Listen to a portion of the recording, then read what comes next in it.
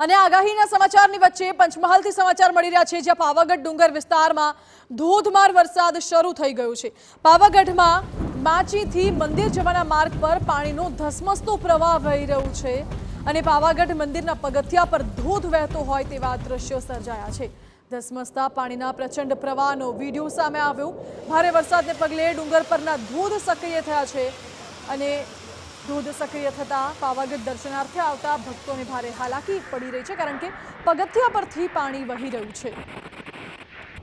જો કે નાના મોટા ધોધ સક્રિય થતા એક સુંદર નજારો પણ જોવા મળ્યો છે। પ્રવાસીઓ તેની આનંદ પણ માણી રહ્યા છે, પરંતુ જે મુખ્ય મંદિર તરફ જવાનો રસ્તો છે ત્યાંથી જ પાણીનો જાણે કે ધસમસતો પ્રવાહ વહેતો હોય તેવા દ્રશ્યો સામે આવ્યા છે, જેના કારણે પ્રવાસીઓને ભારે હાલાકી પડી રહી છે।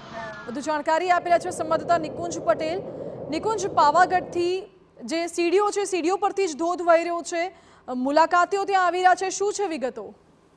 ચોક્કસથી જે પંચમહાલ જિલ્લામાં જે અતિ ભારે વરસાદ વરસ્યો હતો ને હાલ જે પાવાગઢ ડુંગર વિસ્તારમાં પણ વરસાદ વરસી રહ્યો છે, જેને લઈને પાવાગઢ માચીથી જે પગપાળા રસ્તો જાય છે નિજ મંદિર તરફ જવાના જે પગથિયા છે તેની ઉપર ધસમસતા પાણીના પ્રવાહના વિડીયો જે છે તે સામે આવ્યા છે અને હાલ જે અહીંયા આવતા જે દર્શનાર્થીઓ છે તેઓ પણ પ્રકૃતિનો આનંદ માણી રહ્યા છે। જોકે હાલ જે પાણીનો પ્રવાહ છે તે ધીમે વરસાદ ઓછો થવાના લઈને ધીમે ધીમે ઓછો થઈ રહ્યો છે, પરંતુ જે પાવાગઢ ડુંગર વિસ્તાર છે તેની અંદર ધોધમાર વરસાદ વરસવાના લઈને ડુંગરના આજુબાજુના વિસ્તારમાંથી પણ જે ધોધ છે તેની પણ શરૂઆત થઈ।